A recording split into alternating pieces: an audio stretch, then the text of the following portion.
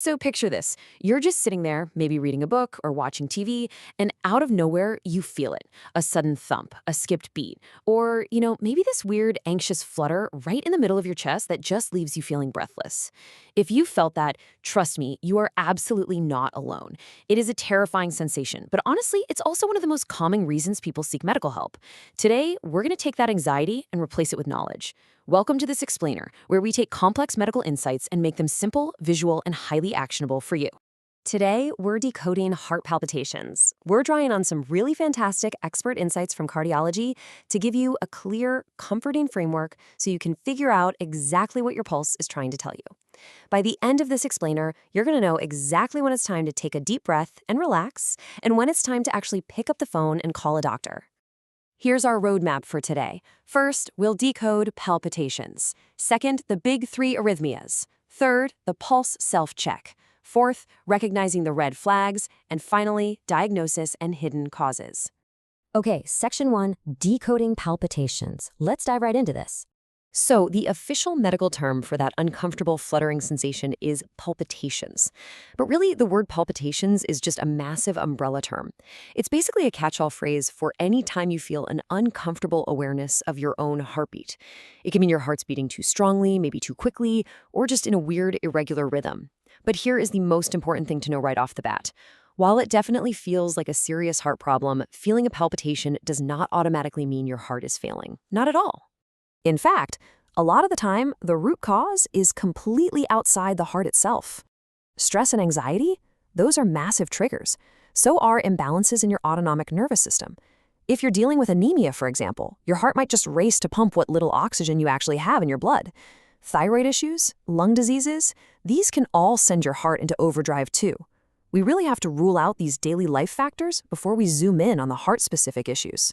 Moving on to Section 2, the big three arrhythmias. Let's talk about irregular heartbeats. An arrhythmia literally just means an irregular rhythm. Pretty simple, right? To make this super manageable, cardiologists actually group arrhythmias into three big, easy-to-understand categories. Number 1, beats that feel skipped or missing. Number 2, beats that are way too fast. And number 3, beats that are way too slow. Let's break these down so you can start categorizing what you might be feeling. Okay, the first type is the skipped beat. It feels a little bit like this. Thump, thump, and then a long gap, and then a heavy thump. Medically speaking, this is often called a premature contraction. Basically, what's happening is your heart beats a fraction of a second too early, which causes a pause, and then that next beat just feels extra forceful. But here's the good news. Occasional skips like this, they're generally completely harmless. You can usually just brush them off, unless, of course, you notice them happening continuously or in frequent, heavy clusters. If you're getting a lot of them, yeah, it's definitely worth getting checked out. Now, the second type is the fast beat. This is when your heart suddenly goes thump, thump, thump, thump, thump, right? Now, there's a really crucial distinction we have to make here. Ask yourself, is that fast rhythm steady, kind of like a metronome, or is it completely chaotic and all over the place? Because if the rhythm is entirely chaotic, it could be a condition called atrial fibrillation, and we have to take that seriously because atrial fibrillation significantly raises your risk of blood clots, strokes, and heart failure.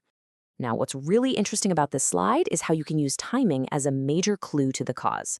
Pay close attention to exactly how the episode begins and ends. If the fast beating starts instantly, literally like a light switch flipping on, and ends just as suddenly, well, that clear start and stop means it's more likely to be a pathological arrhythmia that needs actual medical care. On the other hand, if that rapid beating sort of just slowly fades in, like you don't even know exactly when it started, and then it slowly calms down, that vague onset is very often just stress, tension, or your nervous system acting up. Section 3, the pulse self-check, getting to know your own rhythm. I actually want to invite you to literally do this with me right now. It is so incredibly empowering to know your own natural rhythm. So, step 1, hold out your hand and find the thumb side of your wrist. Step 2, take 3 fingers from your other hand and just place them gently over that area. You don't need to press too hard.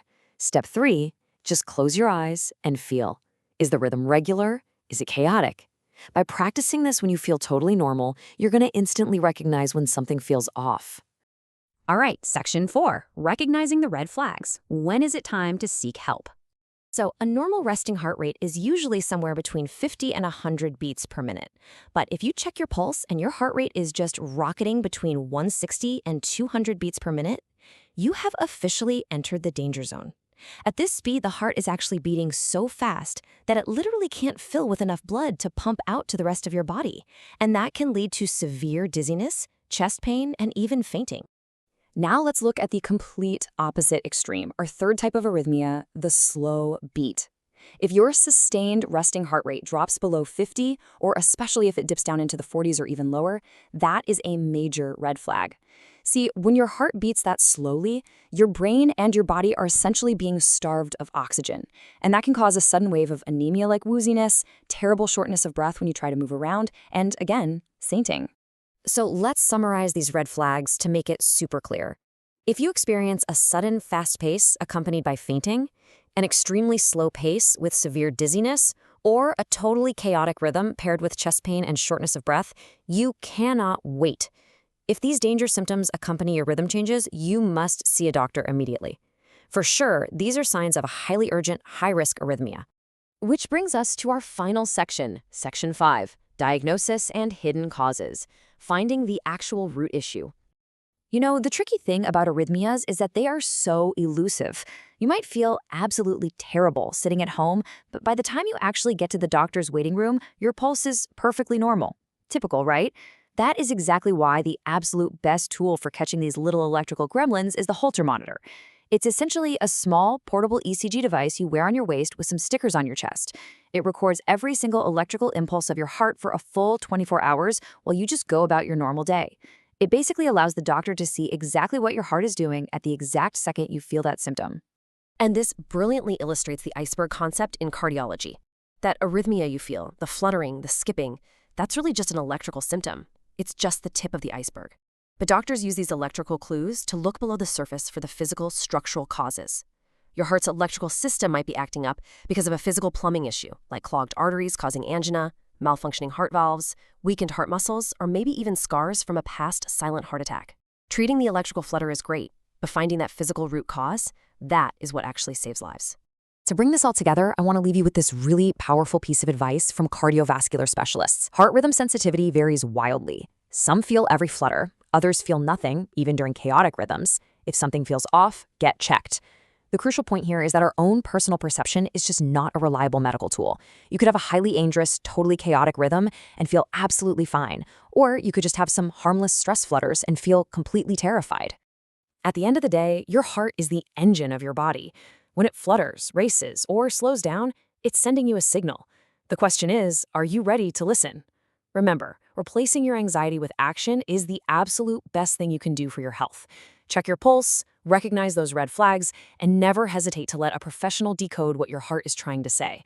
Thank you so much for joining me for this explainer. And hey, here's to a steady, healthy rhythm.